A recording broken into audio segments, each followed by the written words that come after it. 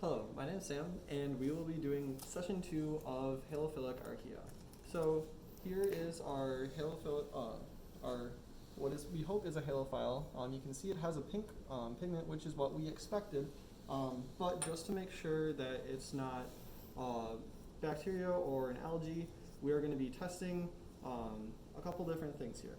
So for the halophiles, we're going to be swabbing them on halo media. So to do that, you're going to go and take your sterile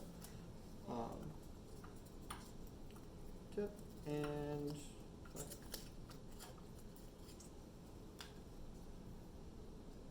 swab around. And then to grow a lawn, all you have to do is swab across the entire plate. It's important that we get a lawn for this because that's going to be important for the next step of this experiment.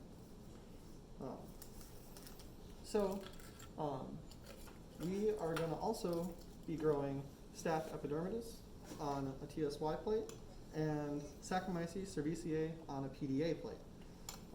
We have to have different types of media for each of these organisms because they have different nutrient requirements since they are from different groups. So moving on, we were going to make a lawn of our staph. So once again, just swab around, and then we are making a lawn, so we just cover the entire plate with the inoculant. And last, we're going to be swabbing our yeast on the PDA plate. So we are putting these each on their own plates for a few different reasons. One, because they have different nutrient requirements, but two, we also want to compare to make sure that we actually do have a halophilic archaea here and not algae or bacteria that produces a pink pigment that can also grow in a high salinity. We are going to be testing each of these organisms' antibiotic resistance. So each of these will display a different antibiotic resistance. So we are going to go and divide our plates into 4 different quadrants, like so.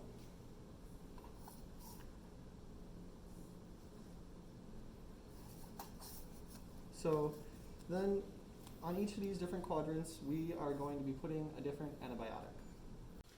Okay, so now we'll be placing 4 different antibiotics on our long growths or organisms in order to differentiate between the 3 of them, because each of these 3 organisms is from a different domain. So our yeast, Saccharomyces cerevisiae, is a eukaryote, our Staph epidermidis is a bacteria, and our halophile is an archaea. So each of these will respond differently to antibiotics. There are expected results in the supplement on page 29, and we'll be comparing our results to the expected result to see if we actually isolated archaea or halophilic archaea. So our antibiotics are streptomycin, antimycin, cyclohexamide, and thiostreptin. So to place these on our plates, they have been dissolved in DMSO. We will be doing a control plate with DMSO to make sure DMSO has no effect on the growth of our organisms. So to place our antibiotics on our plates, so you'll see I have marked each of our quadrants on the plate with a different letter. Each of these letters corresponds to one of our antibiotics. So with our forceps, we are going to sterilize them. Sterilization is very important.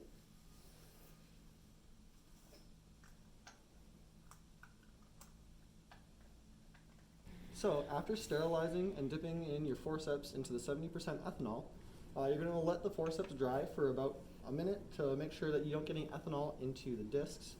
You'll then unscrew the cap and take out one of the discs as such right there. We will then take this disc and dip it into the antibiotic. Now, it's important that we dip it into the antibiotic and not dunk it. So, the process for this, you're going to go and just ever so slightly touch the disc to the tip of the surface. This ensures that you're not going to get too much antibiotic, that it's going to be dripping when you put it on the plate, which can cause extra zones of inhibition and could contaminate the other results. So to put it on the plate, you're going to go match it up with a specific quadrant. So this is streptomycin, so we're going to put it on the quadrant labeled S. You're going to set it down, and then you're going to tap it a little bit to make sure it stays on the agar. So after placing the disc onto the plate, cover the plate back up, and then you're going to sterilize your forceps again. Now this is important so that we don't cross-contaminate between the plate and the discs and the plate and the antibiotics. Both of these could contaminate our stock, which is always a bad thing.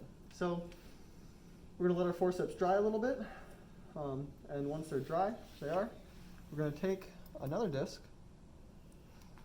and we're going to repeat the same process with the next antibiotic. So we are going to go and grab the thiostreptin, and like I had said before, we're just going to barely dip the disc into the antibiotic so it doesn't get soaked with antibiotic, but it has enough on it that it will be able to have an effect.